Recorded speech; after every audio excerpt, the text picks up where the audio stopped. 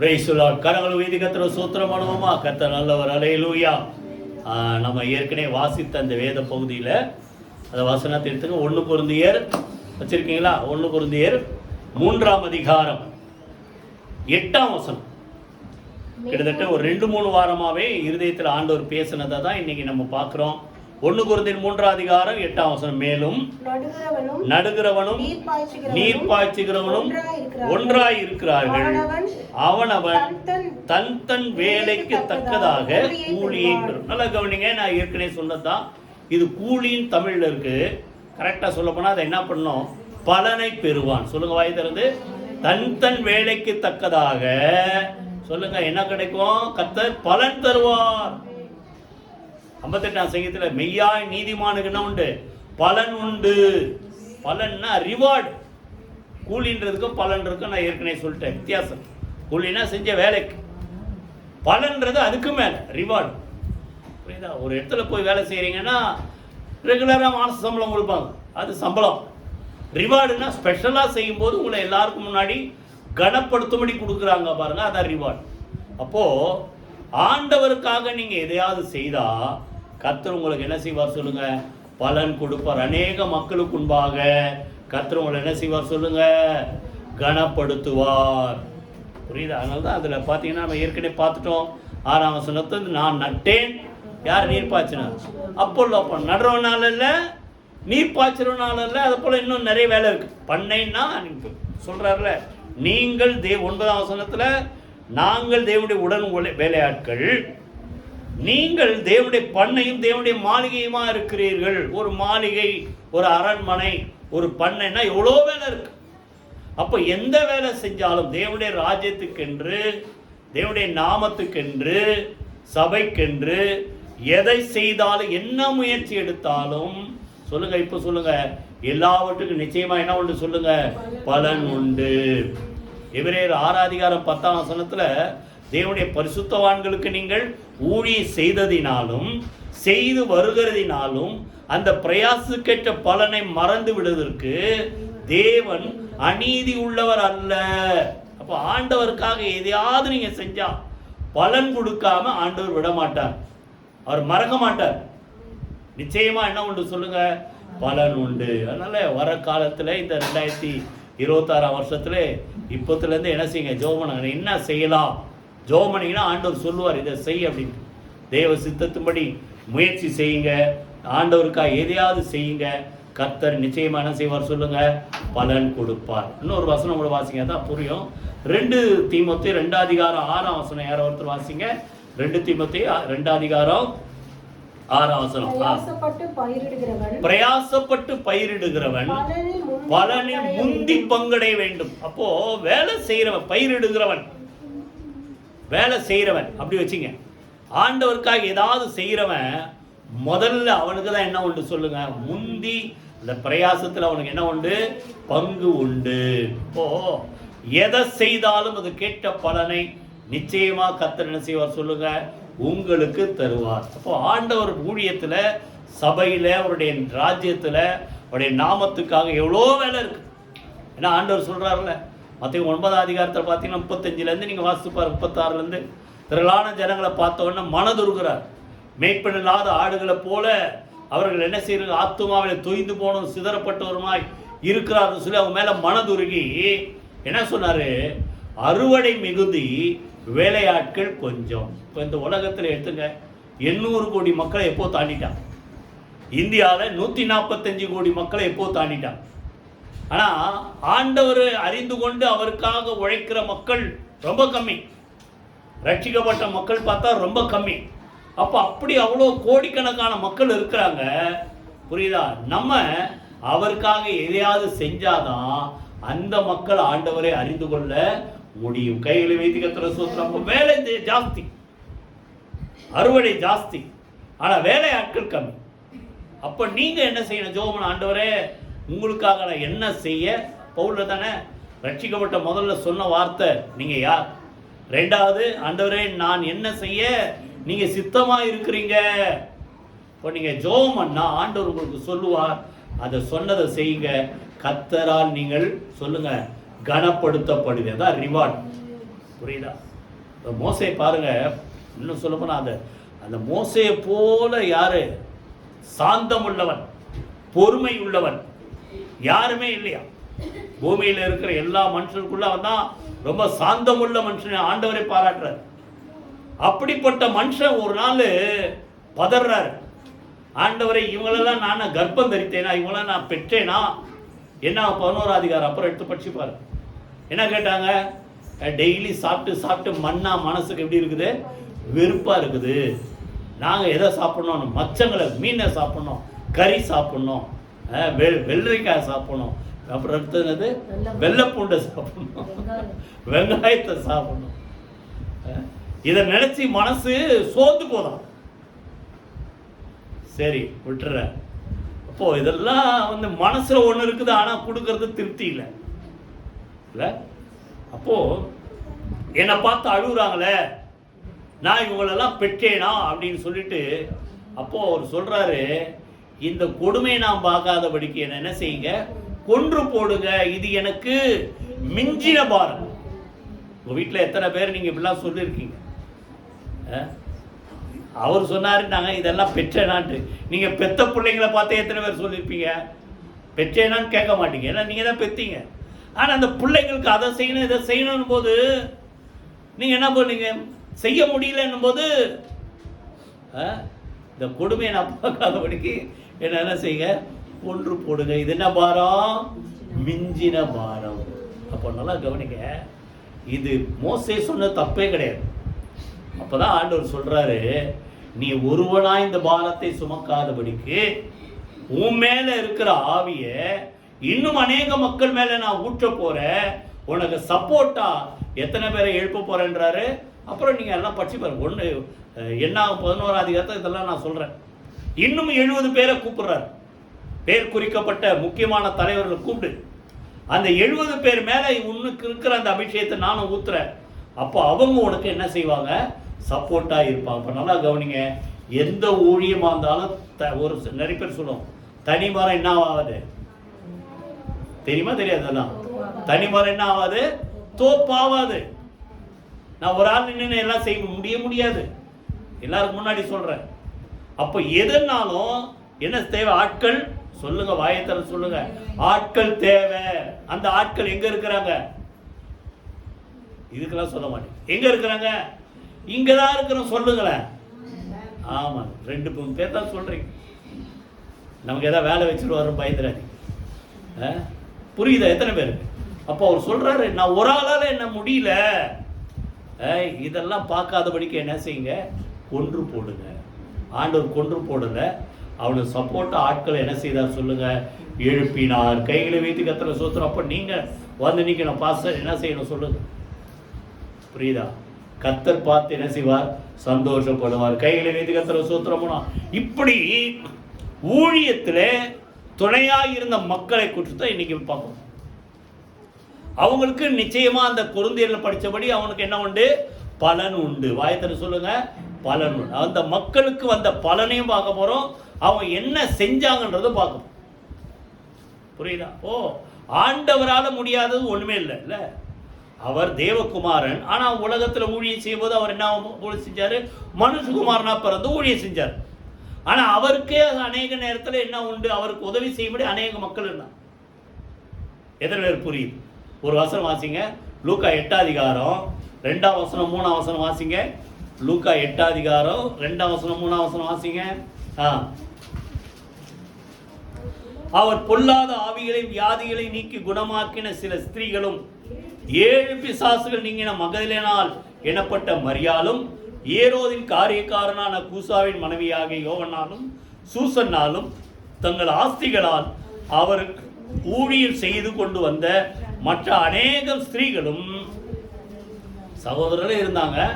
இங்க அந்த சகோதரர் மாத்திர ஸ்திரீகளும் இருந்தாங்க. அப்படி புரியுதா? அப்போ ஒரு லிஸ்ட் கொடுக்கிறார், இயேசுவுக்கு ஊழியத்துல துணையா இருந்த மக்கள். அதுல வர பேர், ஒருத்தர் பேர் என்னது, மரியாள். மரியாள் சொல்லுங்க, மகதலேனா மரியாள். அந்த அம்மாவுக்கு ஒரு சகோதரி இன்னொன்னு சொல்லுங்க, மார்த்தா. ஓ, ஊழியத்துக்கு நிறைய பேர் சப்போர்ட் பண்ணாங்க. இன்னும் சொல்ல போனா ஆண்டவர் இந்த மரணத்தை சிலுவையில் என்ன செய்யணும்? நிறைவேற்றணும். இல்லை, அவர் மனுஷகுமாரனா இருக்கிறார். மனிதனாய் இருந்து பாவம் இல்லாத மனிதனாய் பிறந்து பாவம் இல்லாம இந்த ரத்தத்தை என்ன செய்தார்? நமக்காக சிந்தினார். ஜீவனை கொடுக்கணும், சிலுவையை சுமந்து கொண்டு போகிறார். அங்க பாத்தீங்கன்னா அந்த சீமோன் என்கிற ஒரு மனுஷனை கூப்பிட்டு அவர் சிலுவையை சுமக்கும்படி அவனை என்ன செய்தார்னா பலவந்தம் பண்ணினார்கள். லூக்கால இருக்கு, மத்தேயில இருக்கு. அப்போ நல்லா கவனிங்க. அப்புறம் என்ன அர்த்தம்? ஏன் இந்த அவருடைய ஏன்னா இதெல்லாம் யோசிக்கணும்.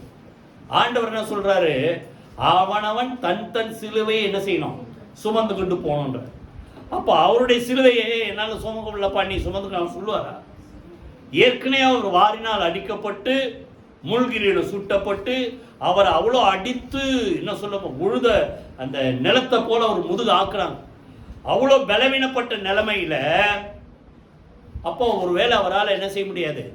அந்த கொல்கத்தா மலைக்கு சிலுவை சுமந்து கொண்டு போக முடியாத சூழ்நிலை இருந்ததால தான் அந்த சிலுவை யார் சுமக்கணும்னு யார் மேலே வச்சாங்க? சிரேனே ஊரானாகிய சீமோன் கிட்ட கொடுத்து நீ சுமந்துட்டு வா. அப்போ அவரு அவனை பார்த்து எவ்வளோ சந்தோஷப்பட்டுருவோம் சொல்லுங்க.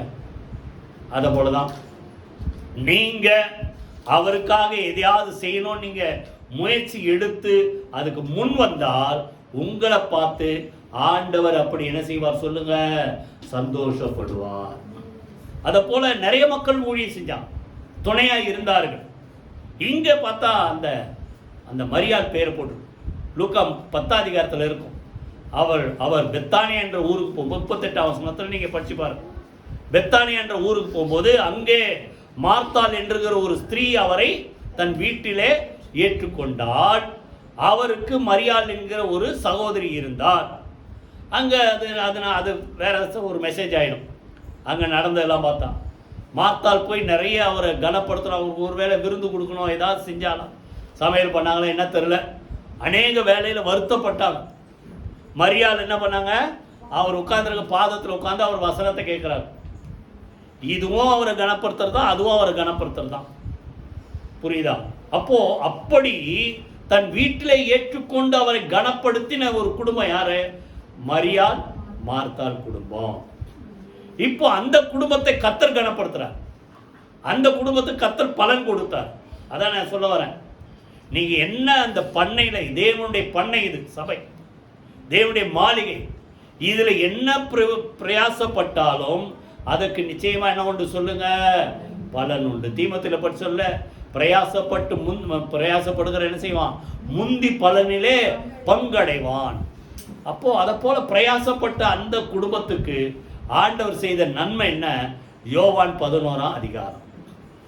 அவருடைய அந்த 2 பேருடைய சகோதரன் யாரு? லாசரு என்பவன் வியாதியாய் இருந்தான். அந்த அதிகாரம் முழுசா அவரை படிச்சுப்பார். யோவான் 11. அவன் வியாதியா இருக்கிறதாக அவருக்கு சொல்லி அனுப்புறாங்க. என்ன சொல்லி அனுப்புறாங்க? ஆண்டவரே, நீர் சிநேகிக்கிற உடைய சகோதரனா, எங்கள் சகோதரனாகி லாசரு வியாதியா இருக்கிறான் அப்படின்னு அவர் உடனே வந்து குணமாக்கி இருப்பார். இருந்தாலும் தாமதப்படுத்தி ஒரு 4 நாள் ஆன உடனே இப்போ அவன்கிட்ட போவோன்னொடனே அவன் என்ன செஞ்சான்? லாசரு நித்திரை அடைஞ்சிட்டான், அதாவது மறித்துட்டான். இப்போ போவோன்னா அதுக்கப்புறம் நிறைய உரையாடலாம் இருக்கு, அதெல்லாம் விட்டுறேன். வந்தாரு. ஊருக்குள்ள வரும்போதே மார்த்தாலும் வந்து என்ன செய்தாள்? ஆண்டவர் பாதத்தில் மார்த்தாள் பாதத்தில் விழு பேசுறான். மரியாள் வந்து அவருடைய பாதத்தில் விழுந்து என்ன சொல்றா? ஆண்டவரே, நீங்க இங்க இருந்திருந்தா என் சகோதரன் செத்திருக்கவே மாட்டான். புரியுதா? அப்போ இதை கேட்டு ஆண்டவர் என்ன செய்தார் சொல்லுங்க? கண்ணீர் விட்டார். அந்த கண்ணீர் அவர் சிந்தின கண்ணீர் பலன் அல்ல. தாங்க மாட்டாம, துயரம் தாங்க மாட்டாம அந்த வேதனையில கண்ணீர் விட்டார். அதோடு நிறுத்தல. அடுத்து ஒரு கேள்வி கேட்கிறார். அவனை எங்கே வைத்தீர்கள்? வந்து பாருங்கன்னு கல்லறையில வச்சு என்னாச்சு? 4 நாள் ஆச்சுன்னு அப்போதான் ஆண்டவர் சொல்றாரு, கல்லை என்ன செய்யுங்க? எடுத்து போடுங்க. அப்போதான் இந்த அம்மா வந்து திருப்பி பேசு. யாரு? மார்த்தாள். ஆண்டவரே, கல்லை வச்சு மூடி இருக்குது எதுக்கு? உள்ள இருந்து அவன் வந்துட போறான்ட்டு இல்லை, உள்ள இருந்து என்ன வரும்? 4 நாள் ஆச்சோடனே அந்த சரீரம் அழுகி நாத்தம் எடுக்கும், ஸ்மெல் வருமே, நாருமே. இன்னொன்னு அப்போதான் ஆண்டவர் சொல்றாரு, நீ விசுவாசித்தால் தேவனுடைய மகிமையை காண்பாய் சொல்லிட்டு கல்லை எடுத்து போடுன உடனே அங்கேருந்து உள்ளதுக்கு ஆண்டவர் வெளியே இருந்து கூப்பிட்றாரு, லாசருவே வெளியே வாடின உடனே செத்து அடக்கம் பண்ணப்பட்டு 4 நாள் ஆன லாசருக்குள்ள ஜீவன் வந்தது. அவன் உயிரோடு எழுந்து வந்தான். அதுக்கு பிறகுதான் அவனை என்ன செய்யுங்க, கட்டவிழ்த்து விடுங்க. அப்போ நல்லா கவனிங்க, ஆண்டவருக்காக நீங்கள் எதை செய்தாலும் அதற்கு நிச்சயமா என்ன உண்டு? வாய்ப்பு சொல்லுங்க, என்ன உண்டு? ரிவார்டு உண்டு சொல்லுங்க. வாய்ப்பு பக்கத்தில் பார்த்து சொல்லுங்க, ரிவார்டு உண்டு சொல்லுங்க, பலன் உண்டு. இந்த குடும்பத்துக்கு கர்த்தர் கொடுத்த பலன் செத்தவனை ஆண்டவர் உயிரோடு எழுப்பினார். இதுக்கு மேல என்ன நடக்கணும்? இதுக்கு மேல என்ன நடக்கணும்? இதுதான் பெருசு. எந்த உலகத்தில் நடக்காத ஒரு அதிசயம் அந்த குடும்பத்துக்கு கர்த்தர் செய்தார். இதுக்கப்புறம் பார்த்தீங்கன்னா அந்த குடும்பம் அவரை கனப்படுத்தி அவரை ஏற்றுக்கொண்டதுனால இப்படி ஒரு அற்புதம் செஞ்சாங்க. இது நிறைய பேருக்கு நடக்கும். ஆனால் அப்படி ஒரு அற்புதம் வந்தவொடனே ஆண்டவர் மறந்துடுவாங்க. நிறைய பேர் மறக்கலை. அதுக்கு பிறகும் 12ஆம் அதிகாரத்தில் நீங்கள் படிச்சு பாருங்க. அங்கே அந்த ஊரில் அவருக்கு ஒரு விருந்து பண்ணினார்கள். 12ஆம் அதிகாரம் யோவான் 11 உயிரோடு எழுப்புறார். 12ஆம் அதிகாரத்தில் விருந்து பண்ணுறாங்க. விருந்து பண்ணும்போது அங்கே லாசரு இருக்கிறாரு, மார்த்தாள் இருக்கிறார், திருப்பி பணிவிட செய்கிற அந்தம்மா. அடுத்தது மரியாள் அங்கதான் என்ன பண்றா, விலையேறப்பட்ட நலதம் என்னும் அந்த உத்தம தைலத்தை கொண்டு வந்து ஆண்டவர் பாதத்தில் ஊற்றி தேவனுக்கு மகிமை செலுத்தினார். கையில வீதிகத்துல சோத்திரமான. அப்போ அவருக்கா பிரயாசப்பட்டு உழைச்சா பெரிய அற்புதத்தை செய்வார். உங்களை கர்த்தர் கனப்படுத்துவார், உங்க குடும்பத்தை கர்த்தர் கனப்படுத்துவார். அதோட முடியல, அதை பார்த்து நீங்க இன்னும் ஆண்டவருக்கு நன்றி செலுத்துங்க. கர்த்தர் உங்க குடும்பத்தை மேன்மேல என்ன செய்வார் சொல்லுங்க, உயர்த்துவார். கையில வீதிகத்துல சூத்திரமானவமா. அப்போ இயேசுவுக்கு நேரடியா அந்த அவரை ஏற்றுக்கொண்டு அவருக்காக ஓடின அந்த மரியாள் மார்த்தாள் குடும்பத்துக்கு கர்த்தர் பலன் கொடுத்தார். ரெண்டாவது, இப்போ பழைய ஏற்பாடு ஒரு 2 பேர் பார்க்க போறோம். யாத்ராகமம் 33ஆம் அதிகாரம் 11ஆம் வசனம். யார் ஒருத்தர் வாசிங்க. யாத்ராகமம் 33ஆம் அதிகாரம் 11ஆம் வசனம். ஒருவன் தன் சிநேகிதனோடு பேசுவது போல கர்த்தர் மோசையோட பேசினார். பின்பு அவன் பாளையத்துக்கு திரும்பினான். நூனின் குமாரனாகி யோசுவா என்னும் அவனுடைய பணிவிடைக்காரனாகிய வாலிபன் ஆசரிப்பு கூடாரத்தை விட்டு பிரியாதிருந்தது. இது நிறைய தடவை நான் சொல்லியிருக்கேன். யோசுவான்ற ஒரு வாலிபன் எங்க இருக்கிறாரு? ஆசரிப்பு கூடாரத்தில் இருக்கிறார், பிரியல. அவர் யாரு? யோசுவா என்னும் அவனுடைய பணிவிடைக்காரன். யாருடைய பணிவிடைக்காரன்? மோசேயுடைய பணிவிடைக்காரன். எத்தனை பேர் புரியுது? மோசேக்கு ஊழியம் செய்த மோசேக்கு ஒரு அசிஸ்டண்டா இருக்கிறார். அவர் என்ன பண்றாரு? மோசே என்ன வேலை செய்வார் கொடுப்பாருன்ட்டு காத்து இருக்கிறார். எத்தனை பேர் அப்படி இருக்கிறீங்க? என்ன சொல்லுவார்? பாஸ் செய்யலாம் அப்படி. இது எனக்காக இல்லை, யாருக்காக? ஆண்டவருக்கு. அப்போ அவன் காத்திருந்தது எதற்காக? ஆண்டவருடைய அந்த ஆசரிப்பு கூடாரத்தில் அவருடைய ஊழியத்துக்காக, அவருடைய நாமத்திற்காக பணிவிடை செய்வதற்கு எப்போ ரெடியா இருக்கிறான் ஒரு மனுஷன். அவன் யாரு? மோசேயினுடைய ஊழியக்காரன். கர்த்தர் அவனை கனப்படுத்துறாரா? அப்போ மோசே இன்னொரு இடத்துல ஜெபம் பண்றார். ஆண்டவரே, அவர் ஆரோன் அதுக்கு முன்னாடி மரித்தாரு, ஆரோன் மரித்த மாதிரி நீ என்ன செய்ய போற? மரிக்க போறேன்னு உடனே அப்போதான் மோசே ஜெபம் பண்றார். ஆண்டவரே, மெய்ப்பெண் இல்லாத மந்தையை போல இந்த இஸ்ரவேல் ஜனங்க ஆயிடக்கூடாதுன்னு உடனே அப்பதான் சொல்றார், உன் ஊழியக்காரன் ஒருத்தர் இருக்கிறா பாரு, ஆவியை பெற்ற யாரு? யோசுவான்னு ஒருத்தர் இருக்கா பாரு, அவன் மேல கையை வச்சு உன்னுடைய கணத்துல கொஞ்சம் அவனுக்கு கொடு. புரியுதா? உனக்கு கொடுத்த ஊழியத்தை நான் அவன் மூலமா தொடர்ந்து என்ன செய்ய போறேன். கைகளை வீதி கத்துற சூத்திரமானவமா. அப்போ யோசுவா செஞ்ச ஊழியம் என்னது? ஆண்டவர் தான் செய்யறார். ஆனா அவர் யார் கூட இருந்தாரு?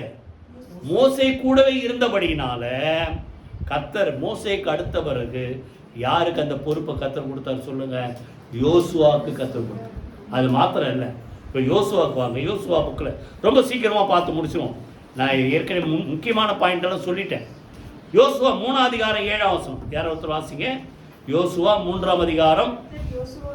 கர்த்தர் யோசுவாவை நோக்கி, நான் மோசையோடு இருந்தது போல உன்னோடு கூட இருக்கிறேன் என்பதை இஸ்ரவேலர் எல்லாரும் அறியும்படிக்கு எல்லாருடைய கண்களுக்கு முன்பாக நான் என்ன செய்வேன்?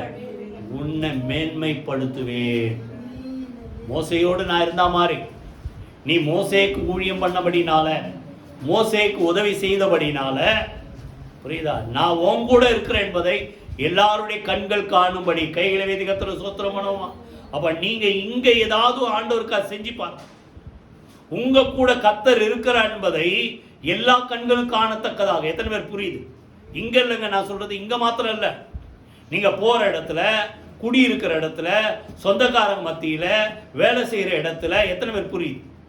நீங்க இங்க அவருக்கு ஏதாவது செஞ்சா நீங்க போற எல்லா இடத்திலும் உங்க கூட கர்த்தர் இருக்கிறார் என்பதை சொல்லுங்க, எல்லாருடைய கண்களுக்குன்பாக காணும்படி, எல்லாருடைய கண்களுக்குன்பாக சொல்லுங்க, நான் உன்னை என்ன செய்வேன் சொல்லுங்க, மேன்மைப்படுத்துவேன். கையில வைத்து கர்த்தரை ஸ்தோத்திரம் பண்ணுவோமா? பண்ணாரா? அப்படியே பண்றார். அடுத்த அதிகாரம் 14 வசனம் 4:14 யார் ஒருத்தர் வாசிங்க. அந்நாளிலே யோசுவாவை சகல இஸ்ரவேலின் கண்களுக்கு முன்பாக மேன்மைப்படுத்தினார்.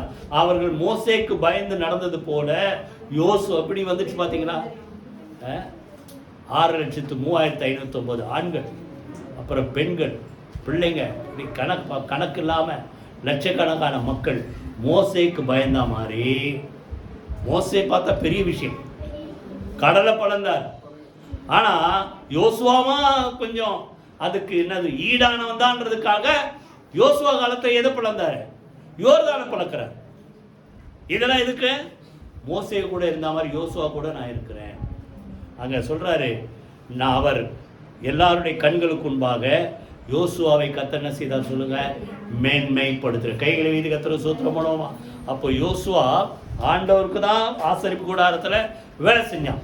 ஆனா மோசேக்கு வேலை செஞ்சபடினால யோசுவாவை கர்த்தர் மேன்மைப்படுத்தினார். கைகளை வைத்து கர்த்தர். புரியுதா? அப்ப நீங்க யோசிக்கணும், என்ன செய்யலாம்? அடுத்த வாரம் வரும்போதுதான் பார்க்கணும் என்ன செய்யலாம்.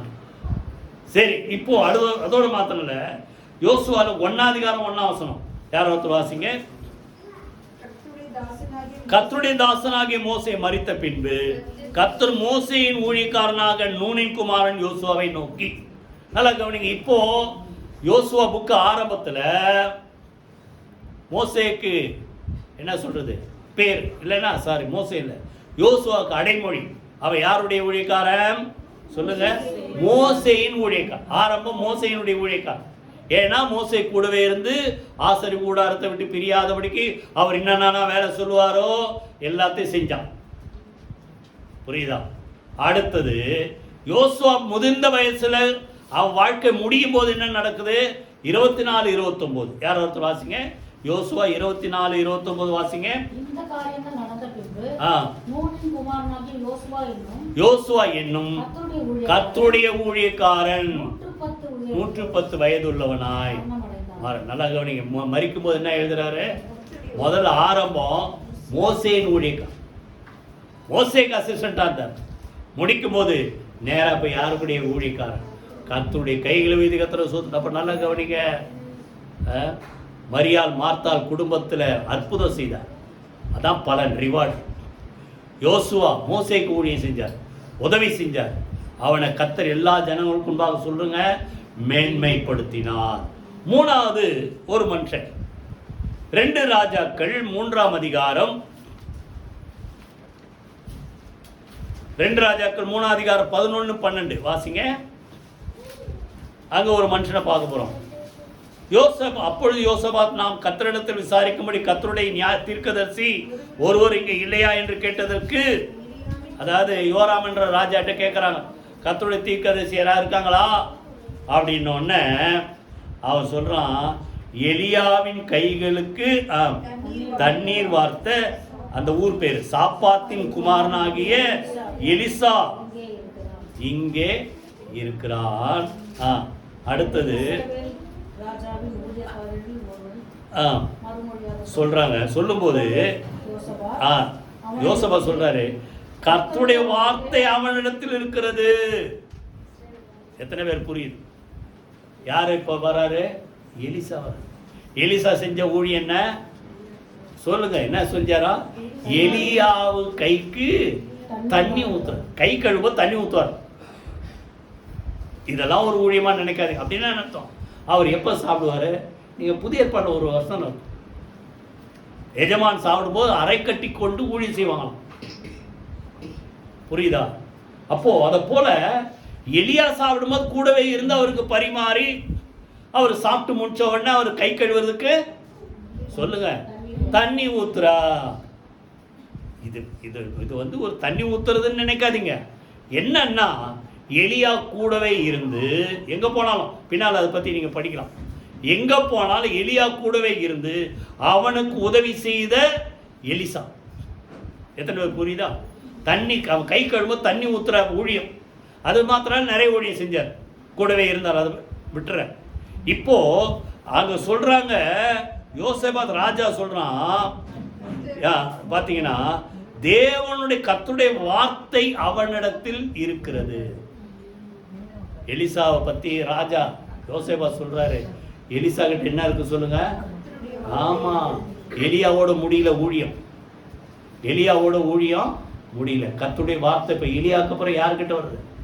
எலிசா கிட்ட. அதுக்கு சொல்றாரு, சொல்லிட்டு இஸ்ரவேல் ராஜா 12ஆம் வசனம் பின்பகுதி, ராஜாவும் யோசபாத்தும், அதான் அவன் யூதா ராஜா, ஏதோமின் ராஜா, 3 ராஜாக்கள் அவனிடத்தில் போனார்கள். கைகளை வைத்து கர்த்தரை ஸ்தோத்திரம் பண்ணுவோமா? அப்ப எலிசாவை தேடி யார் வராங்க? சொல்லுங்க, வாயை திறக்க மாட்டேங்கிற. உங்களை தேடி யார் வருவாங்க? நீங்க ஆண்டவருக்காக அவருடைய ஊழியங்களுக்காக சப்போர்ட்டா இருந்தீங்கன்னா உங்களை தேடி யார் வருவாங்க? சொல்லுங்க, வாயை திறந்து. ராஜாக்கள், ஏசாயால இருக்குது, ராஜாக்கள் உன்னை தேடி வருவார்கள். புரியுதா? அப்போ அந்த மக்கள் மத்தியில கர்த்தர் எலிசாவை என்ன செய்தார் சொல்லுங்க? மேன்மைப்படுத்தினார். கையில வீதி கர்த்தரை ஸ்தோத்திரம் பண்ணுவோமா? இதை பார்த்தீங்கன்னா அவர் என்ன பண்ணாருன்னா, பின்னால ரொம்ப சுருக்கமா எலிசாவை பத்தி பார்த்து முடிச்சு 2 ராஜாக்கள் 2 அதிகாரம் எடுத்துங்க. 2 ராஜாக்கள் 2 அதிகாரம்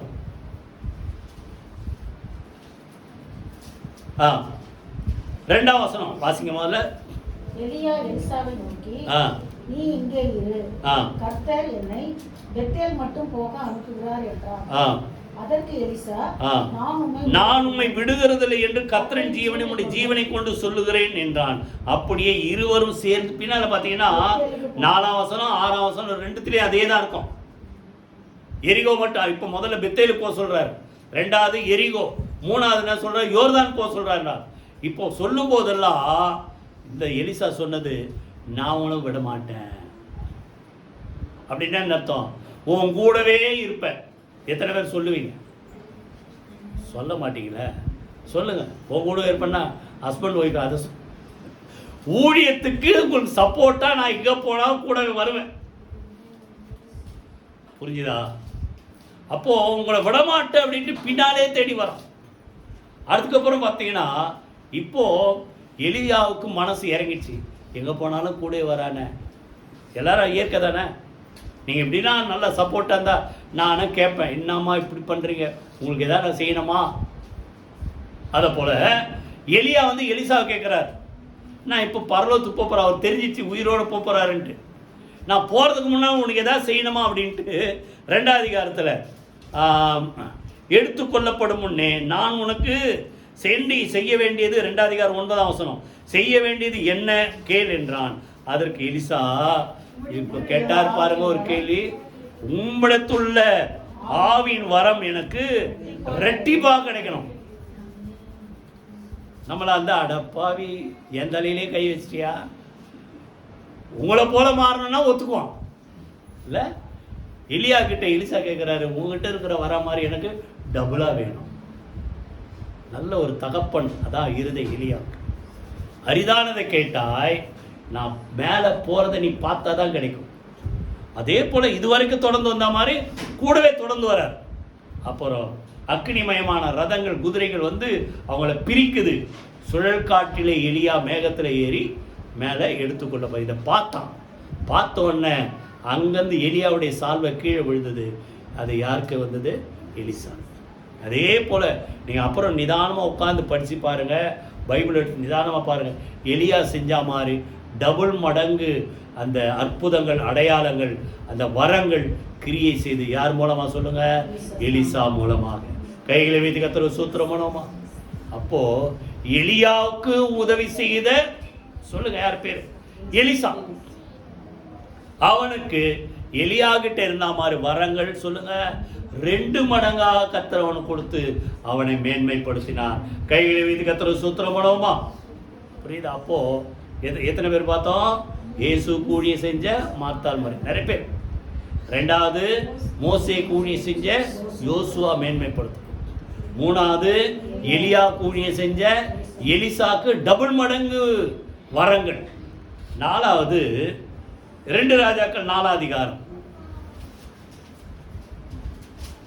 4 அதிகாரம் 8லேருந்து 60 வாசி. பின்பு ஒரு நாள் எலிசா, அந்த எலிசாவுக்கு ஒரு ஊழியம் செய்கிறான் ஒரு குடும்பம். யாரு? சூனேம் என்ற ஊர்ல கணம் பொருந்திய ஒரு ஸ்திரீ, ஒரு அம்மா, பேர் இல்லைங்க, கணம் பொருந்திய ஒரு ஸ்திரீ அவனை போஜனம் பண்ண வருந்தி கேட்டுக்கொண்டான். அப்படியே வாசிங்க. அவன் பிரயாணப்பட்டு வருகிற போதெல்லாம்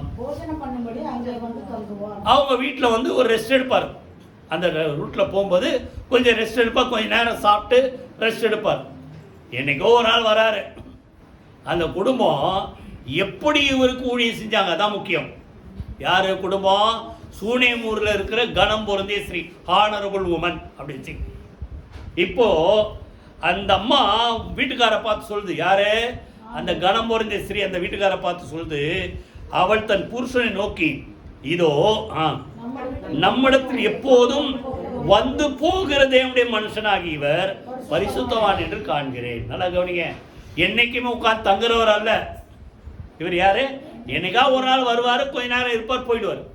வந்து போகிற, நல்லா புரிஞ்சுங்க எல்லாத்தையும். வந்து போகிற இவர் பரிசுத்தவான் என்று காண்கிறேன். நம்ம என்ன பண்ணலாம்? மெத்தையின் மேல் ஒரு அறை வீட்டை கட்டி, இவங்களுக்கு ஏற்கனவே கீழே வீடு இருக்கு. என்ன கேட்குறாங்க? இந்த எலிசா என்னைக்கா ஒரு நாள் வருவார்ல, வந்தா அவர் நல்லா ரெஸ்ட் எடுக்கிறதுக்கு அவருக்காக ஸ்பெஷலாக ஒரு ரூம் கட்டலாம். எத்தனை பேர் கட்டுவீங்க சொல்லுங்க? எத்தனை பேர் கட்டுவீங்கன்ற? எனக்கு தெரிஞ்சு ஒரு சிலர் அப்படி கட்டி வச்சிருக்கா. அவங்க நல்ல பெருசாக வீடு கட்டினா ஏதாவது ஊழியக்காரங்க வந்தால் தங்கட்டோன்ட்டு தனியாக அப்படி ஒரு வீட்டை, ரூமோ, ஒரு நல்ல ஒரு எல்லாம் ரெஸ்ட் எடுக்கிற மாதிரி ஒரு இடத்த கட்டி வச்சிருக்கிறவங்க எனக்கு தெரியும். அதை போல் இந்தம்மா சொல்லுது, என்னைக்காவது ஒரு நாள் வந்தாருன்னா அவர் தங்கிறதுக்காக மேலே ஒரு ரூமை கட்டி, அடுத்து அதில் அவருக்கு என்னது நல்லா ரெஸ்ட் எடுக்கிறதுக்கு ஒரு பெட்டு, அடுத்தது அவருக்கு ஒரு உட்காந்து டேபிளில் உட்காந்து படிக்கிறதுக்கு டேபிள், சேர், மேஜை, நாற்காலி, அடுத்தது அவர் உட்காந்து படிக்கிறது குத்து விளக்கு. இவ்வளோ வசதியை என்னைக்கோ ஒரு நாள் வருவாரா? யாரு? எலிசா. அந்த ஊழியக்காரருக்கு நம்ம செய்யணும்ட்டு அந்த குடும்பம் எலிசாவுக்கு உதவி செய்து ஊழியம் செய்த ஒரு குடும்பம். கையில் வீதி கத்திர சூத்திரம் பண்ணுவோமா? பலன் கொடுப்பாரா கொடுக்க மாட்டாரா? சொல்லுங்க வாயில், நீங்க சொன்னாதானே நிச்சயம் கொடுப்பார். என்ன பலனு? இவர் வந்து அப்பப்போ வந்து தங்குறாரு, ரெஸ்ட் எடுக்கிறார், சாப்பிட்றாரு, டாட்டா காமிச்சிட்டு போயிடல.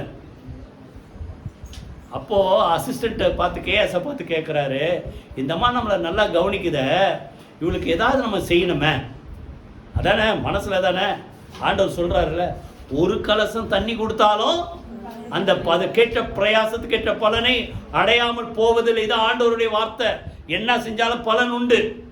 அப்போ எலிசா மனசுல ஒரு ஆசை, இந்த அம்மா இப்படி கவனிக்குத சொல்றார், அதிக சலக்கரணையா என்ன கவனிக்கிறேன். அது வார்த்தை உனக்கு நான் என்ன செய்யணும்? ராஜா கிட்ட ஏதாவது சொல்லணுமா? உனக்கு ஏதாவது ஃபேவர் பண்ணணுமா அப்படின்னா இந்த அம்மா சொல்லுது, எனக்குலாம் ஒன்றும் இல்லை, நான் நல்லா இருக்கேன். அப்புறம் தோண்டி துருவி விசாரிச்சா சொல்றாரு, இந்த அம்மாவுக்கு வயசாயிடுச்சு, புருஷனுக்கும் வயசாயிடுச்சு, என்ன இல்லை, குழந்தை இல்லை. உடனே ஆண்டோடைய வார்த்தையின்படி அவர் சொல்றாரு, அடுத்த தடவை நான் வரும்போது என்ன செய்ய, உனக்கு ஒரு பிள்ளை இருக்கும். கைகளை வீதி கத்திர சூத்திரம் பண்ணுவோம். புரியுதா? அப்போ எத்தனை பேர் புரியுது? இதுதான் பலன். உங்களுக்கு என்ன இல்லையோ அதை கத்த தருவார். அடுத்த வருதடவை நான் வருவேன், அப்பொழுது ஒரு குமாரன் உனக்கு இருப்பான். அதே போல அந்த குமாரன் பிறக்கிறான். கொஞ்ச நாள் கழிச்சு வயலுக்கு போகும்போது தலைநோதுன்னு அதிகாரம் அப்புறம் படிச்சுப்பாரு. அப்பாட்ட சொல்கிறா, அம்மாட்ட குடும்பம் விட்டுருன்றான். கடைசியில் பார்த்தா பிள்ளை செத்து போச்சு. அப்படியே விடல, என்னம்மா திருப்பி எலிசா தேடி வருது. வந்த உடனே புரிஞ்சுக்கிட்டாரு, திருப்பி செத்து போன பிள்ளைய உயிரோடு எழுப்பினார். அது நிதானமாக படித்தாதான் அதெல்லாம் புரியும். அந்த பாயிண்ட்டுக்காக நான் சொல்கிறேன். இப்போ நல்லா கவனிங்க. சூனேமூரில் இருக்கிற அந்த குடும்பம் எலிசாவுக்கு உதவி செய்தது. கர்த்தர் பிள்ளை இல்லாத குடும்பத்துக்கு என்ன கொடுத்தார்? பலன். சொல்லுங்க, நிச்சயமா பலன் உண்டு. பிள்ளை இல்லாத குடும்பத்துக்கு பிள்ளைய கொடுத்தார். கொஞ்ச நாள் கழிச்சு பிள்ளை செத்து போனாலும் அந்த பிள்ளைய உயிரோடு எழுப்பி கர்த்தர் ஒரு அற்புதத்தை செய்தார். கைகளை வைத்து கர்த்தர் எத்தனை பார்த்தோம்? எலியாவுக்கு ஊழியம் செஞ்ச எலிசாவுக்கு ஊழியம் செஞ்ச அந்த சூனேமூரில் இருக்க அந்த குடும்பம். எல்லாத்துக்கும் மேல ஒன்று பார்த்து முடிப்போம். ரோமர் 16 அதிகாரம். ரோமர் 16 பவுலுக்கு ஊழியம் செய்த நிறைய மக்கள் இருக்கிறான். அந்த அதிகாரமே நீங்கள் அப்புறம் படித்து பார்த்தீங்கன்னா ஒரு பெரிய லிஸ்ட் இருக்கும். இவனை வாழ்த்துங்க அவனை வாழ்த்துங்கன்ட்டு ஒரு பெரிய லிஸ்ட் கொடுக்குறாரு. அதில் முக்கியமாக ஒரு குடும்பத்தை சொல்கிறாரு. 3ஆம் வசனம் வாசிங்க. 16 அதிகாரம் 3. என் உடன் வேலையாட்களாகிய பிரிஸ்கில்லாவையும் ஆக்கில்லாவையும் வாழ்த்துங்கள். எந்த குடும்பத்தை சொல்றாரு? ஆக்கில்லா. சொல்லுங்க வாய் திறந்து. Aquila Priscilla. நல்ல பேர் எப்படி வச்சிருக்காங்க, ஆக்கில்லா பிரிஸ்கில்லா. இந்த குடும்பத்தை என்ன செய்யுங்க? வாழ்த்துங்க. புரியுதா? அப்படி சொல்லிட்டு அவங்க என்ன பண்ணாங்களாம்? அவர்கள் என் பிராணனுக்காக தங்கள் கழுத்தை கொடுத்தவர்கள். ஒரு தடவை எங்க பாஸ்டர், நான் சொன்ன ஏற்கனவே சொன்னேன் பாருங்க, ஒரு விசுவாசியாக இருக்கும்போது திருவத்தூரில் வீடம், நான் ஏற்கனவே உங்களுக்கு சொன்னேன், சண்டே கிளாஸ் அங்கே நாங்கள் நடத்துவோம். எங்கள் வீட்டில் அந்த சுற்று வட்டார மக்களை கூப்பிட்டு வச்சு சண்டே கிளாஸ் நடத்துவோம், ப்ரோக்ராம் நடத்துவோம். அந்த வீட்டு மொட்டை மாடியில் ப்ரோக்ராம் நடத்தி எல்லோரும் கிஃப்ட் கொடுத்தோம். அப்போ சொன்ன, இப்போ அந்த ஆக்கிலா பிரிஸ்கில்லா பேர் வந்தாலும் ஞாபகத்தை சொல்கிறேன். அவர் ஜெபம்ட்டு போனது, ஆண்டவரே எங்கள் சபைக்கு இந்த குடும்பம் எப்படி இருக்கிறாங்க, ஆக்கிலா பிரிஸ்கில்லா குடும்பம் போல இருக்கிறதுக்காக இவங்களை ஆசீர்வதிங்க சொல்லிட்டு போனார். இன்னைக்கு ஒரு நல்ல ஊழியத்துக்கு ஆண்டவர் கர்த்தர் கொடுத்துருக்கிறார். கைவீதி கர்த்தர் சூத்திரமனும். இப்போ அதை போல பவுலுக்கு ஊழியம் செய்த யாரு? Aquila Priscilla. அந்த வாழ்த்துன்னு சொல்லிட்டு அவங்க எப்படி ஊழியம் செஞ்சாலாம்? 4ஆம் வசனம் வாசிங்க.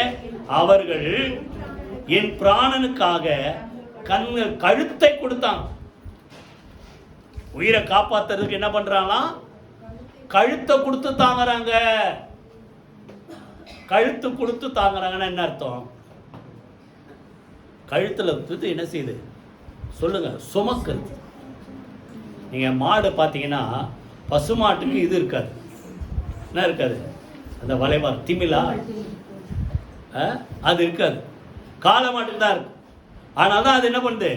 அந்த கொம்புக்கும் அந்த திமிழுக்கும் நடுவில் அந்த நுகத்தடியை வச்சு வண்டியை ஓட்ட சொல்கிறோம்.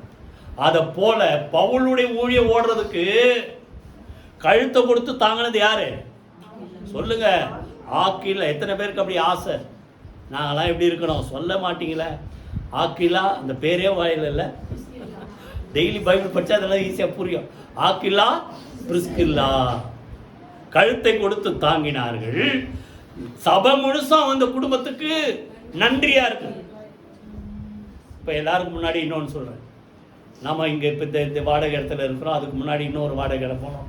அதுக்கு முன்னாடி இவங்க வீட்டில் டெய்ஸி அவங்க வீட்டில் ரொம்ப நாள் நடந்தது. அப்போ அவங்க என்ன செஞ்சாங்க? ஊழியத்தை என்ன செஞ்சாங்க? தாங்க. அப்போ நீங்கள் சொல்லலாம், பாஸ்டர் எங்கள் வீட்டில் வந்து இப்படிலாம் ஏதாவது ஒன்று செய்யுங்க. எத்தனை பேர் சொல்லுவீங்க? ஏதாவது ஒன்று செய்யுங்க. நான் வர மாதத்துக்கு ஒரு தடவையோ இல்லை 2 வாரத்துக்கு ஒரு தடவையோ நான் ஒரு இடம் கொடுக்குறேன், 4 பேரை கூப்பிட்டு சேர்க்குறேன். இருக்குதா? இப்படி அவங்க செஞ்சாங்க. பின்னால் இருக்க பாருங்க. 5ஆம் வசனம் வாசிங்க. அவர்கள் வீட்டிலே கூடி வருகிற சபையை வாழ்த்துங்கள். சப்போர்ட்டா இருந்த மாத்திரமல்ல, அவங்க ஒரு கேதரிங் கேக் சேர்த்துட்டாங்க, ஒரு கூட்டத்தை சேர்த்துட்டாங்க. இப்படி எத்தனை பேர் மாற போறீங்க தெரியல. அவர்கள் வீட்டிலே கூடி வருகிற சொல்லுங்க சபையை வாழ்த்துங்கள். கையில வைத்து கத்திர சூத்திரமும். அப்ப நல்லா கவனிங்க. பவுலுக்கு ஊழியம் செஞ்ச ஒரு குடும்பம் ஆசீர்வதிக்கப்பட்டது. யாரு சொல்லுங்க? Aquila Priscilla. இது மாத்திரம் இல்ல, அவங்க எப்படி ஊழியம் செஞ்சாங்கன்ட்டு நீங்க பார்க்கணும்னா அப்போஸ்தலர் நடவடிக்கைகள் 18 அதிகாரம் ரொம்ப சுருக்கமாக 2-3 வாசனத்தை வாசி முடிச்சுட்டு எடுத்துங்க. அதை 18 அதிகாரம் எடுத்துங்க. அவங்க வேலை என்ன? கூடாரம் பண்ணுற தொழில். பவுலும் கூடாரம் பண்ணுற தொழில் செய்கிறதுனால கூட இருந்து வேலை செஞ்சுட்டு சப்போர்ட்டாக அவர் இவங்களுக்கு சப்போர்ட்டு, இவங்க அவருக்கு ஊழியத்துக்கு சப்போர்ட்டாக இருந்தாங்க. இப்போது அவங்க எப்படி தாங்கினாங்கன்னா அதில் 18ஆம் வசனம் வாசிங்க. 18 அப்போஸ்தலர் 18 பவுல் அநேக நாள் அங்கே தரித்திருந்த பின்பு சகோதரத்தில் உத்தரவு பெற்றுக்கொண்டு தனக்கு ஒரு பிரார்த்தனை உண்டாயிருந்தபடினால் கெங்கிரேயா பட்டணத்து தாளசவரம் பண்ணி கொண்டு சீரியா தேசத்துக்கு போக கப்பலே ஊருக்கு போறார் ஊழியத்துக்காக. அங்க என்ன ஆகுது? பிரிஸ்கில்லாவும் ஆக்கிலாவும் அவனோடு கூட. இப்போ எங்க போனாலும் அவர் கூட உதவி செய்யும்படி ஃபாலோ பண்ணி கூடவே போன ஒரு குடும்பம். கையில் வீதி கத்திர சுத்திரம் பண்ணோமா? எலிசா ஆசீர்வதிக்கு காரணம் எலியா போற இடத்தெல்லாம் கூடவே போனார். இந்த குடும்பம் பவுல் போற இடத்தெல்லாம் கூட சப்போர்ட்டா என்ன பண்றாங்க? பிரயாணம் பண்ணி போனாங்க. அது மாத்திரமல்ல, இவர் கூட இருந்து வசனத்தினால கத்துக்கிட்ட ஒரு குடும்பம். அதான் நான் முதல்ல கேட்டேன். இன்னும் நீங்க ஆவிக்குரியங்களா இருக்கிறீங்களா, மாசத்துக்குரியங்களா இருக்கிறீங்களா? பலமான ஆகாரமா பாலா? அவங்க பவுல் கூட இருந்தபடினால வசனத்துல தேர்ந்தவங்களா மாறினாங்க. கூடவே இருந்த வசனத்தை கேட்டா எத்தனை பேர் புரியுது? நான் எங்க பாஸ் அப்படிதான், எங்க போனாலும் கூட போயிடும், எந்த ஊருக்கு போனாலும் கூட போயிடும். புரியுதா? எனக்கு வர வார்த்தைலாம் பார்த்தா அவர் எப்படி பேசுறாரோ அந்த டைப்ல தான் வருது. புரியுதா? அதை போல இந்த ஆக்கிலா பிரிஸ்கில்லா பவுல் கூடவே இருந்தபடினால பவுலுக்கு தெரிந்த அத்தனை சத்தியம் அவங்களுக்கு தெரிஞ்சிருக்கு. இப்போ வாசிங்க. இப்போ 25ஆம் வசனம். அந்த அப்போல்லோ பத்தி ஒரு அப்போல்லோன்றவனை அவங்க சந்திக்கிறாங்க. சந்தித்த உடனே அந்த அப்போல்லோ யாருன்னா கர்த்தருக்கு அடுத்தவைகளை திட்டமாய் போதகம் பண்ணி கொண்டு வந்த ஒரு மனுஷன். அவனும் ஒரு நல்ல கை தேர்ந்த ஊழியக்காரன், வசனத்தை சத்தியத்தை போதிக்கிற ஒரு அப்போல்லோ. இந்த அப்போல்லோவை யார் சந்திக்கிறாங்க? பேரை மறந்துடாதீங்க, ஆக்கில்லா பிரிஸ்கில்லா. அப்போல்லோன்றவர் அவர் ஒரு ஊழியக்காரர் வச்சுங்க. அவர் ஏற்கனவே சத்தியத்தை தெரிந்தவர். அவரை இவங்க சந்திக்கிறாங்க. எந்த குடும்பம்? மறக்காதீங்க, ஆக்கில்லா பிரிஸ்கில்லா குடும்பம் சந்திக்குது. இப்போ என்ன ஆகுது? 26ல் அவன் ஜெபாலயத்தில் தைரியமா பேச தொடங்கின போது ஆக்கில்லாவும் பிரிஸ்கில்லாவும் பேசுகிறதை கேட்டு அவனை சேர்த்து கொண்டு அந்த வசனம் வாசிங்க, தேவனுடைய மார்க்கத்தை அதிக திட்டமாய் அவனுக்கு விவரித்து காண்பித்தான். இந்த ஊழியக்காரருக்கு ஏற்கனவே சத்தியம் தெரியும். அவர் எப்படி போதிக்கிறாரு? திட்டமா போதிக்கிறார். யாரு? அப்போல்லோ. பவுல் கூட இருந்து பவுல் கூட வசனத்தை கத்துக்கிட்டு ஆக்கில்லா பிரிஸ்கில்லா அவனுக்கு சொல்லி கொடுக்குறாங்க. எப்படி?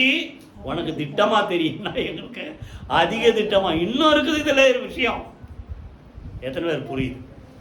நல்லா கவனிங்க. நீங்க கூட இருந்து எந்த அளவுக்கு வசனத்தை கத்துக்கிறீங்களோ அந்த அளவுக்கு மற்றவங்களுக்கு உங்களால் என்ன செய்ய முடியும்? சொல்ல மாட்டீங்க, சொல்லுங்க. மற்றவங்களுக்கு என்ன செய்ய முடியும்? கற்றுக் கொடுக்க முடியும். கையில் வேதிகத்தில் சோத்திரம் பண்ணுவோமா? அதனால தான் பவுல் அந்த இன்னொரு மூலமாக ஒருத்தர் வாழ்த்துறாரு. வாசி முடிச்சிருவோம். 2 தீமோத்தேயு 4:19. 2 தீமோத்தேயு 4:19. அந்த கடைசி நாட்கள்ல நல்லா கவனி, இது கடைசி நாட்கள்ல எழுதப்பட்ட நிருபம். ஆமா. யாருக்கு? பிரிஸ்கில்லாவுக்கும் ஆக்கில்லாவுக்கும் என் வாழ்த்துதலை சொல்லு. கையில் வைத்து கத்திர சோத்திரமானோமா? கடைசி நாள்ல அவர் ஓட்ட முடிக்க போகிற நேரம். அதான் ஓட்டத்தை முடித்தேன்றார். கடைசி நாள்ல இந்த குடும்பத்தை மறக்கல. அவங்கள என்ன செய்? வாழ்த்து அப்படின்ட்டு அந்த குடும்பத்தை என்ன செய்யறாரு சொல்லுங்க? பிளஸ் பண்றாரு. கைகளை வீதி கத்திர சோத்திரமானோம். இப்போ எந்த வகையிலாவது உங்க மனசுல இருக்கணும். இது எத்தனையோ விதம் பார்த்தோம்ல, எத்தனையோ விதம் பார்த்தோம். ஊழியத்துக்கு என்ன செய்தாங்க? உதவியா இருந்தாங்க. நீங்க இருதயத்துல திறந்து கேட்கணும், ஆண்டவரை நான் எந்த வகையில் உங்களுக்கு பிரயோஜனமா இருக்கணும். எல்லாரும் எழுந்து கத்திர சூத்திரமானோமா? எந்த வகையிலும் நீங்க தேவனுடைய பண்ணை, தேவனுடைய மாளிகை இல்ல ஊழியம் செய்யணும். எந்த வகையில ஊழியம் செஞ்சாலும் அந்த பிரயாசத்துக்கு ஏற்ற பலன் நிச்சயமா உண்டு. பிரயாசப்படுகிற பலனிலே சொல்லுங்க முந்தி பங்கடைய வேண்டும். எந்த வகையில? ஆண்டவர் ஊழியம் செஞ்ச அருமையான அந்த மரியாள் மார்த்தாள் குடும்பத்துல செத்தவன ஆண்டவர் உயிரோடு எழுப்பி அற்புதத்தை செய்தார். ரெண்டாவது பார்த்தோம், மோசே கூடிய செஞ்ச யோசுவாவை கர்த்தர் எல்லா ஜனங்களுக்கும் முன்பாக மேன்மைப்படுத்தி உயர்த்தினார். மூணாவது, எலியா கூடிய செஞ்ச எலிசாவுக்கு இரட்டிப்பான வரங்களை, ஆவியின் அபிஷேகத்தை இரட்டிப்பாக கொடுத்தார். எலிசாவுக்கு கூடிய செஞ்ச ஒரு சூனேம் அந்த குடும்பத்தை கர்த்தர் அற்புதத்தை செய்து பிள்ளை இல்லாத குடும்பத்துக்கு பிள்ளையை கொடுத்தார். எல்லாத்துக்கும் மேல ஆக்கில்லா பிரிஸ்கில்லா பவுலுடைய ஊழியத்துக்கு உதவியா இருந்தபடினால இந்த போற இடத்துலலாம் கூட போனாங்க. அந்த குடும்பத்தை தேவன் வாழ்த்தினார். எல்லாரும் கரங்களை வைத்து கர்த்தரை ஸ்தோத்திரம் பண்ணுங்க. எந்த வகையில நீங்க அவருக்கு பிரயோஜனமா இருக்கணுமோ நல்ல இந்த வாரம் முழுசும் ஜெபம் பண்ணுங்க. கர்த்தர் ஏதா வகையில உங்களை எடுத்து உபயோகப்படுத்துவார். எந்த பிரயாசமா இருந்தாலும் இந்த பிரயாசத்தை ஆண்டவர் ஒரு நாளும் சொல்லுங்க, மறந்து விடுவதற்கு அவர் அநீதி உள்ளவர் அல்ல. எந்த பிரயாசமா இருந்தாலும் பிரயாசத்துக்கு நிச்சயமா பலன் உண்டு. கைகளை வைத்து கர்த்தரை துதிப்போம். நன்றி தகப்பனே. ஊழியங்கள் தனியா ஆண்டவரை ஒருவரால செய்ய முடியாது. ஆண்டவரை கூட்டமா இருந்து சபையில் இருக்கிற ஒவ்வொரு மக்களும் ஊழியத்துக்கு உறுதுணையா இருக்கத்தக்கதாக அவ்வளவு தேவையான கிருபை, வல்லமை, அபிஷேகத்தை ஒவ்வொரு கர்த்தர் கொடுப்பீராக. இயேசு கூடி சேர்ந்த குடும்பங்கள் ஆசீர்வதிக்கப்பட்டது, அற்புதம் செய்தது போல ஆண்டவரே மோசே கூடி செய்த யோசுவாவை மேன்மைப்படுத்தினது போல எலியா கூடி செய்த எலிசாவுக்கு இரட்டிப்பான அபிஷேகம் கொடுக்கப்பட்டது போல ஆண்டவரை எலிசாவுக்கு ஆண்டவர் ஊழி செய்து கனப்படுத்தின குடும்பம் ஆண்டவர் பிள்ளை செல்வத்தை கொடுத்தது போல எல்லா வகையிலும் உடைய பிள்ளைகளை கர்த்தர் ஆசீர்வதிப்பீராக. உடைய நாமம் ஒவ்வொரு குடும்பத்தின் மூலமா மகிமைப்படுவதாக. இயேசு கிறிஸ்துவின் ஜீவனுள்ள ஜெயமுள்ள நாமத்தில் ஜெபிக்கிறோம் நல்ல பிதாவே. ஆமென், ஆமென். நம்முடைய கர்த்தராகிய இயேசு கிறிஸ்துவின் கிருபையும் பிதாவாகிய தேவனுடைய அன்பும் பரிசுத்தாவியனுடைய அந்யோன்ய ஐக்கியமும் நம்ம நேரோடு சகல பரிசுத்த நேரோடும் ஆண்டவராகிய இயேசு கிறிஸ்து மட்டும் இருப்பதாக. ஆமென். என் ஆத்துமாவே கர்த்தரை ஸ்தோத்திரி, என் உள்ளமே என்னுடைய பரிசுத்த நாமத்தை ஸ்தோத்திரி, என் ஆத்துமாவே கர்த்தரை ஸ்தோத்திரி, அவர் செய்த சகல உபகாரங்களை மறவாதே. ஆமென், ஆமென். God bless you.